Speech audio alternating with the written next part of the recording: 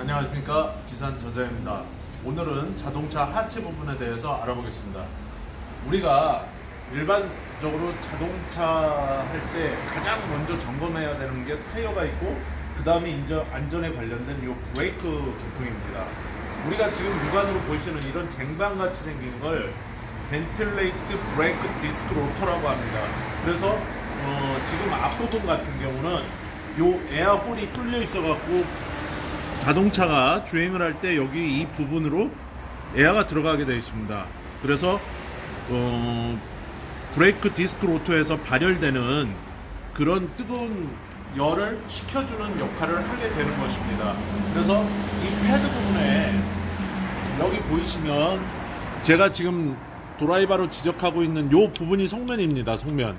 그러면 이 차량 같은 경우는 브레이크 패드가 아직 많이 마모가 되지 않고 남아있는 상태입니다. 그래서 이 성면 부분이 전에도 말씀드렸지만 이만큼 남아있을 때는 아직은 교체 시기가 아니고 더 주행을 해도 된다. 이 뒷부분은 쇠가 되겠습니다. 이 뒷부분 보이시나요?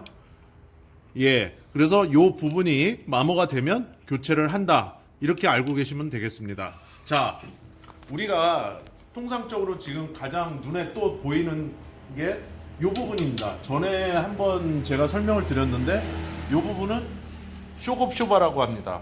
그래서 예전에 선배들 같은 경우는 일본말로 쇼크와 부쇼바, 그래서 줄여서 쇼크 이렇게 불렀습니다. 지금도 일본에서는 쇼크라고 부르는데 사실은 이게 이제 영어로는 쇼크 압쇼바, 충격을 완화하는 장치입니다. 그래서 사람으로 따지면 무릎, 연골 그 역할을 하는 건데, 자동차가 주행을 하게 되면은 롤링, 피칭, 요잉, 바운싱 네 가지 작용을 합니다. 그래서 그런 작용을 진동이 없게끔 계속 제자리로 만들어주는 역할을 하는 겁니다. 그 위에 보시면 이렇게 볼펜 안에 들어있듯이 이런 스프링 같은 게 보이실 겁니다. 이 부분은 코일 스프링이라고 합니다. 그래서 뒤에 화물차들 같은 경우는 리프 스프링이라는 방식을 취하는데, 그거는 나중에 제가 또 동영상에서 말씀을 드리겠습니다. 자, 또 육안으로 보시면 이 밑에 부분이 있습니다. 밑에 있는 팔이다 해서 로우 암이라고 부릅니다.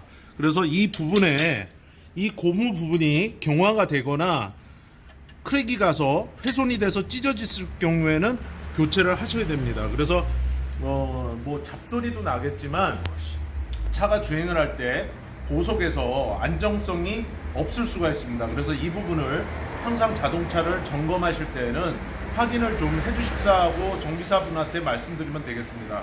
자, 그리고 우리가 가장 카센터에서 많이 듣는 얘기가 이 부분입니다. 보이시나요? 등속 조인트라는 겁니다, 한글로는. 그래서 조인트 이렇게 부르는데 얘는 정확하게는 콘스탄트 벨로시티 조인트가 되겠습니다. 그래서 이 부분 같은 경우는 이 부츠가 훼손이 되어 있을 때 내열 그리스가 빠져나오게 됩니다. 그래서 이 차량 같은 경우는 전용 주행이기 때문에 이 앞부분, 이 부분에서 그리스가 나오냐 안 나오느냐를 판단을 해보시고 정비사분에게 정비를 의뢰하시면 되겠습니다. 그래서 후륜구동 차를 쓰는 자동차들 같은 경우에는 프로펠러 샤프트라고 부르기도 합니다. 자, 이제 엔진 바닥 쪽에 이렇게 보시면 우물정자로 이렇게 뭐가 쇠가 있는 걸 보이실 겁니다. 이 부분은 뭐냐면 우리가 얘기할 때는 엔진 멤버라고 그러는데, 이 부분이 부식이 많이 진행이 되었다고 하면은 당연히 어떻게 되겠습니까? 엔진이나 미션을 잡고 있는 그 샤시 프레임이기 때문에 교체를 하셔야겠죠. 그래서 엔진오일 교환하실 때도 오너들이 이 부분 같은 경우는 노후된 차량들 같은 경우에 자동차 정비사들에게 좀 정비를 좀 해달라고 의뢰를 하시면 안전하게 주행을 하실 수가 있겠습니다. 자, 그리고 밑에 보시면 무슨 센서가 달린 커다란 뭉치가 보이실 겁니다. 이거는 삼원소 촉매라는 겁니다. 요즘 미세먼지로 상당히 대두가 되고 있는데 사실은 가솔린이 더 매연이 많이 나옵니다. 입자, 밀입자, 분자도 많이 나오고, 그래서 얘는 삼원소라는 건 CO, 일산화탄소, HC, 탄화수소, 그리고 NOx, 질소화합물을 걸러주는 역할을 하는 머플러가 되겠습니다. 상당히 고가품입니다. 그래서 요런 센서들이 붙어 있는 것들은 O2 센서라고 그래서 저희가 산소 센서라고 부릅니다. 그래서 잔유량이 나가는 산소가 너무 농후하냐 희박하냐 그런 걸 읽어주는 센서들이 되겠습니다.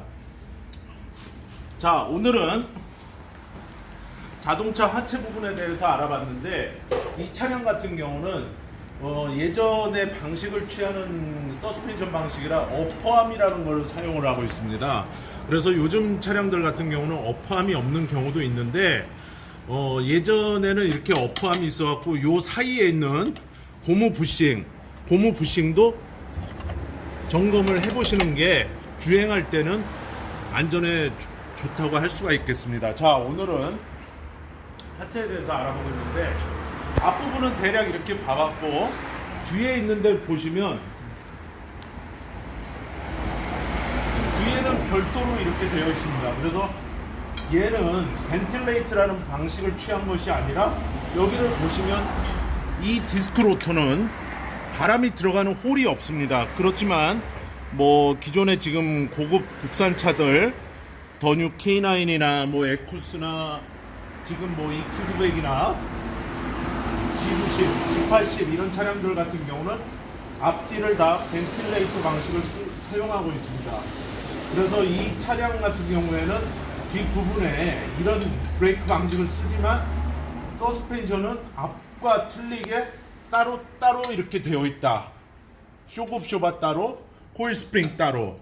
그래서 역시 이 코일 스프링이 있는 이 로우암도 부식이 되었나 안 되었나 항상 확인을 하셔야 됩니다. 노후된 차량들 같은 경우에. 그래서 오늘은 이렇게 하체를 알아보았습니다. 그래서 여러분들이 상식적으로 알고 계실 만한 사항들이니까 부품의 명칭이라도 알고 있다면 여러분들이 이해하시기가 쉬울 겁니다. 카센터에서 자동차 정비를 받으실 때. 그래서 다음번에는